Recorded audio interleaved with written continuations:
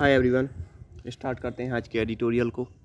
किस बारे में है? तो ये आंग सान सू की के बारे में। कौन है ये आंग सान सू की? ये म्यांमार की लोकतांत्रिक रूप से चुनी गई नेता थी जिन्हें राष्ट्रपति नहीं बनने दिया गया।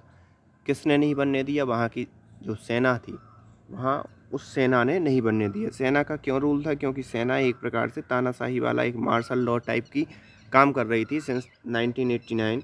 फिर उसके बाद क्या हुआ? आंग सान सू की को 15 साल की जेल हुई, मतलब हाउस अरेस्ट किया गया। लेकिन जब इंटरनेशनल प्रेशर बढ़ा, डोमेस्टिक प्रेशर बढ़ा, तो फिर कहीं ना कहीं फिर म्यांमार ने क्या किया कि चुनाव कराने की, म्यांमार की जो मिलिट्री थी उसने चुनाव कराने की बात कही और आंग सान सू की उस चुनाव में जीत गई। लेकिन चुनाव में जीतने के बाद भी आंग सान सू की को प्रमुख मंत्रालय जो है, डिफेंस हुआ, गृह मंत्रालय हुआ, ये सब चीज़ें नहीं थी, वो सेना ने अपने पास ही रखी। क्योंकि अगर आंग सान सू की के पास वो सब मंत्रालय पहुंच जाते तो सेना को वो क्या कर देती, कम ताकतवर कर देती, और जिस टाइप से सेना अभी मजबूत है वो नहीं हो पाती। फिर क्या हुआ?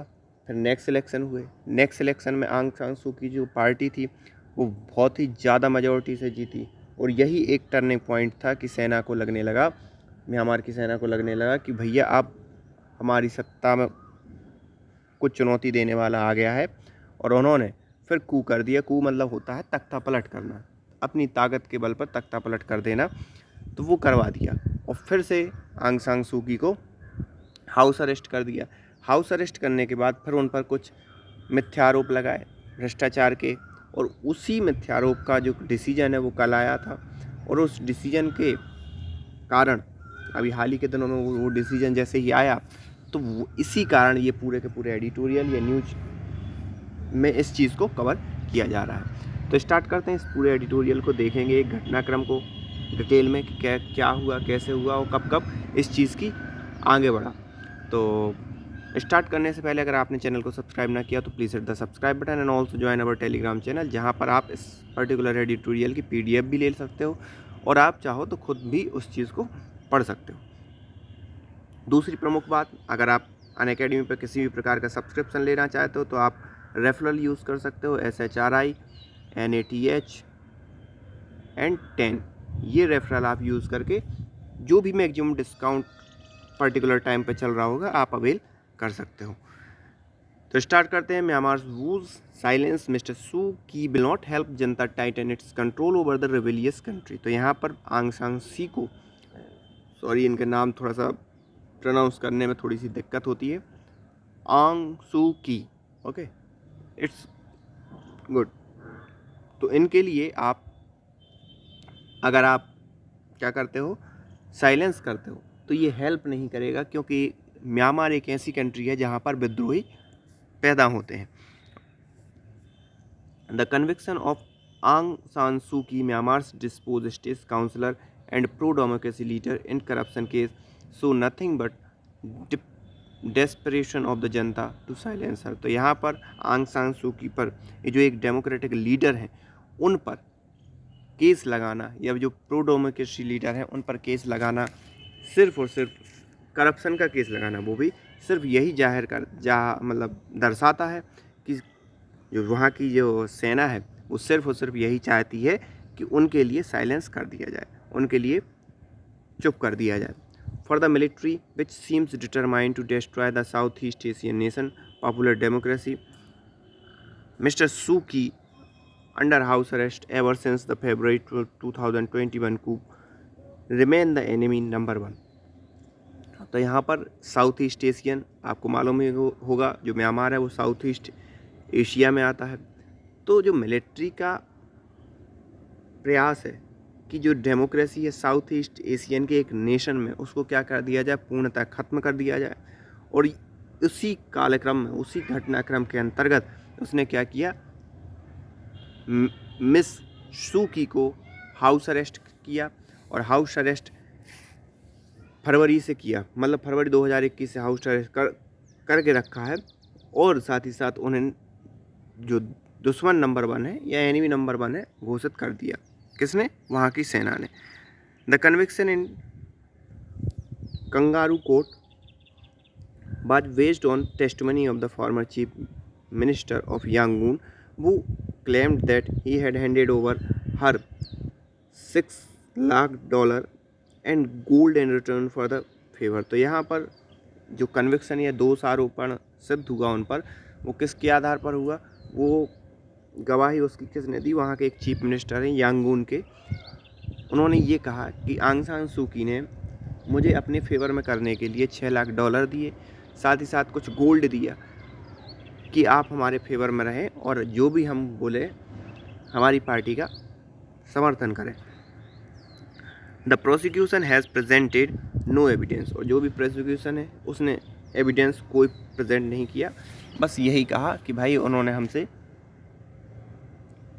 हमें मतलब पैसा दिया या ऑफ़र किया, और बस उसी के आधार पर उन्हें क्या कर दिया गया, सज़ा सुना दी गई। She was convicted earlier on 5 other charge and sentence to 6 year in jail, और ये पहले भी 6 अदर चार्ज में आरोपी उनको सिद्ध कर दिया गया, और फिर उनके लिए 6 साल की जेल भी कर दी गई। In the corruption case the court jail her for 5 year, और करप्शन केस के अंदर 5 साल की जेल हुई। The junta has slapped more case on her with the clear objective of keeping the 76 year old in prison. तो यहाँ पर जो जनता है, जो वहाँ की सेना है, सेना के प्रमुख हैं, उन्होंने ज़्यादा से ज़्यादा क्या किया, केस उन पर लाद दिए कि वो लाइफ टाइम किस में रहें, प्रिजन में रहें, क्योंकि अगर वो बाहर आएँ तो जनता, जो म्यांमार की जनता है, उनके साथ है, और फिर से वो उसी टाइप का विद्रोह पैदा हो जाएंगे, उसी टाइप की चीज़ें निकल कर सामने आएंगी, जो कि संभालना मुश्किल हो जाएगा म्यांमार की मिलिट्री के लिए। तो इस टाइप से उनके लिए ताना बाना बुना है कि वो ज़िंदगी भर जेल में ही रहें। Since the coup it has arrested 10,300 political prisoner. जब कू हुआ तो उस समय लगभग 10,300 पॉलिटिकल प्रिजनर्स को अरेस्ट कर लिया गया, including most elected law maker of the mister Suu Kyi national league of for democracy. तो यहाँ पर एक और मिस्टर सू की, जिनमें उनके लिए भी अरेस्ट कर लिया गया, जो एक नेशनल लीग फॉर डेमोक्रेसी के हेड थे। The force have also killed at least 1,798 civilian and threaten annihilate all opponent. तो यहाँ पर लगभग 1798 लोगों को मार दिया गया, और साथ ही साथ ये भी धमकी दी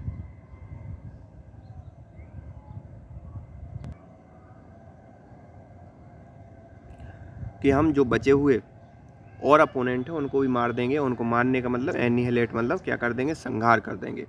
Myanmar military is one of the most stubborn enemy of the democracy and basic human freedom, having ruled for nearly 50 year using the brute force. तो यहाँ पर म्यांमार की जो मिलिट्री है वो सबसे बड़ी लोकतंत्र की दुश्मन है, और इसी के आधार पर उन्होंने लगभग 50 सालों से यहाँ पर राज करके रखा है।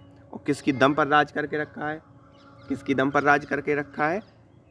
ब्रूटल फोर्स, जो एक एनिमी, जो कि मानवता जिस सेना में बची ना हो, उस सेना की दम पर उन्होंने ये किया।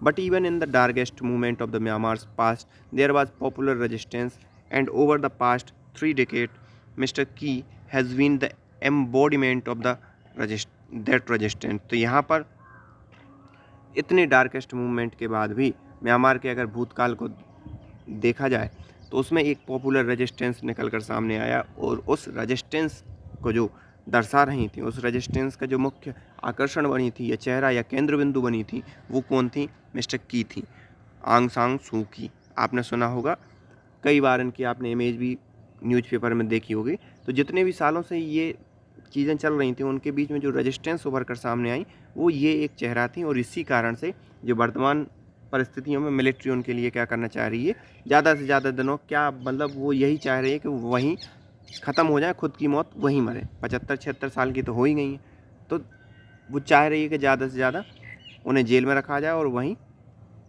उनकी मृत्यु हो जाए। Between 1989 and 2010 she spent 15 year under house arrest. लगभग 1989 से 2010, जो कि कितने साल होते हैं आप बताइए? 20 साल। 20 साल में से 15 साल उन्होंने हाउस अरेस्ट में गुजारे। The military face with international isolation and growing domestic anger agree to release her and share power with civilian through quasi democratic arrangement. तो यहाँ पर जैसे डोमेस्टिक एंगर बढ़ा, इंटरनेशनल एंगर बढ़ा, यह जो प्रेशर बढ़ा, तो उसके कारण जो वहाँ की सेना है वो इस बात पर राजी हो गई कि चलो हम अर्ध लोकतांत्रिक सरकार बनाते हैं और उस सरकार को हम रन करवाते हैं। थोड़ा सा एंगर मैनेजमेंट किया। They weld her from becoming the president, लेकिन और सेना ने उन्हें राष्ट्रपति बनने से रोका। आपको मालूम होगा कई देशों में जो राष्ट्रपति वही सबसे बड़ा नेता होता है, वो उसी के पास सबसे ज़्यादा पावर होती है। वो बात अलग है कि भारत में थोड़ा सा अलग सीन है। हमारे यहाँ प्रधानमंत्री के पास सबसे ज़्यादा पावर होती हैं। राष्ट्रपति प्रधानमंत्री अगर मान लो किसी उसमें है तो फिर राष्ट्रपति केस में आता है, लेकिन दूसरे राष्ट्रों में राष्ट्रपति प्रमुख होता है, प्रधानमंत्री उतना ज़्यादा महत्वपूर्ण नहीं होता सत्ता और पावर के हिसाब से। तो म्यांमार की बात करें तो म्यांमार में राष्ट्रपति प्रमुख होता है। तो राष्ट्रपति के प्रमुख होने के कारण उन्हें राष्ट्रपति नहीं बनने दिया गया, उन्हें रोका गया राष्ट्रपति बनने से।